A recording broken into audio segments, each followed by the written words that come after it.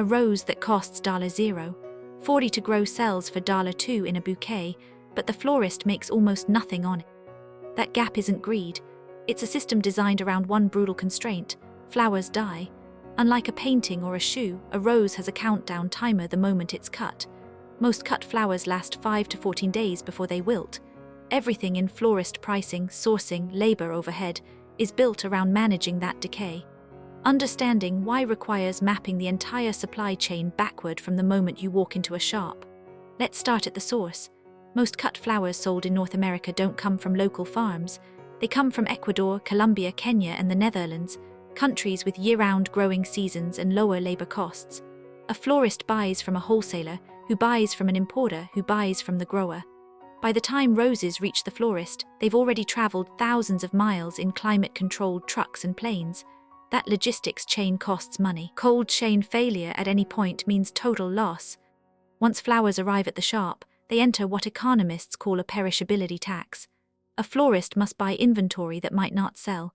Unlike a grocery store that can discount aging produce, a florist can't sell wilted flowers at any price. So they overbuy to ensure selection, knowing some will be discarded. That waste, typically 10 to 30% of stock, gets baked into the price of every arrangement sold. Then there's labor. Arranging flowers looks simple. It isn't. A florist spends years learning which stems bend without breaking, how to condition flowers to last longer, how to create visual balance. A hand-tied bouquet takes 15 to 30 minutes. During Valentine's Day or Mother's Day, a florist might make 50 to 100 arrangements in a single day. That's skilled work, and it demands fair wages. Design itself carries cost. Premium arrangements use rare or out-of-season flowers, orchids, garden roses, peonies, which are more expensive because they are harder to source or grow. A standard mixed bouquet might use commodity roses and filler. A premium arrangement uses fewer stems but higher quality varieties. The florist isn't charging for flowers alone, they're charging for the knowledge of which combinations last longest and look best. Overhead is relentless. A florist shop needs climate-controlled coolers running 24/7, rent in a visible location, delivery vehicles, floral foam, wire, ribbons, vases. During slow seasons, summer, late fall, those costs don't disappear. Florists operate on thin margins, typically 40 to 50% gross profit.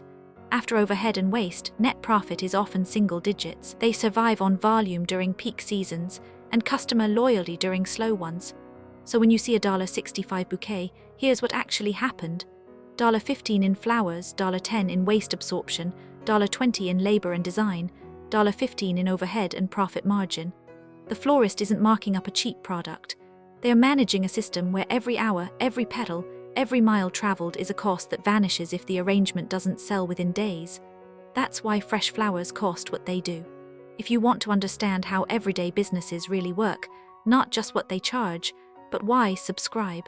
We break down the hidden economics behind industries everyone uses but nobody thinks about.